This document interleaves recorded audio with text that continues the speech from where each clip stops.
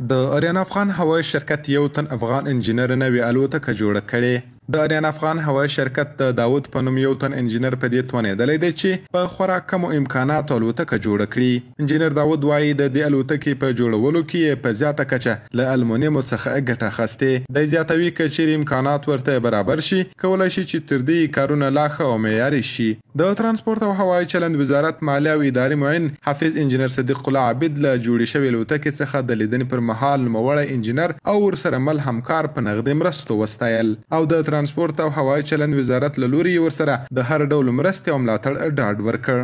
دا چې د آریان افغان هوایي شرکت په ابتکار باندې دغه دوه ځوانانو چې یو داود او بل حاجي ګل نومیږي یو ابتکار یې کړی دی او دوی په دغه کار باندې پیل کړی دی او تر دې حده پورې دوی پرې کامیابه شوي دي او انشاءالله د کار یې په نهایي کېدو باندې دی. دا د دوی ابتکار موږ ستایو. افغانستان ډېر قوي استعدادمند خلک لري او انشاءالله د افغانستان اسلامي امارت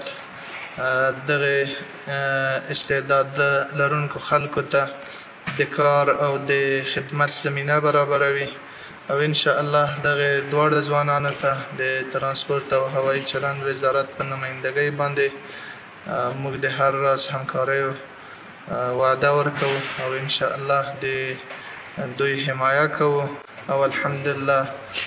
دغه لړۍ به لا دوام لري او موږ انشاءالله کوشش کوو چې د خپلو کارکوونکو او خپلو د افغانستان د تخنیکي او د استعداد لرونکو اشخاصو حمایه وکړو. د یادونې وړ ده چې له دې وړاندې هم د یاد هوایي شرکت انجینرانو له لوري په لومړي ځل د دغه شرکت الوتکو سي او ډي چکونه په کور دننه ترسره شوي دي. اوس د خدمت کومه اوشم په قرارو لسا اوس د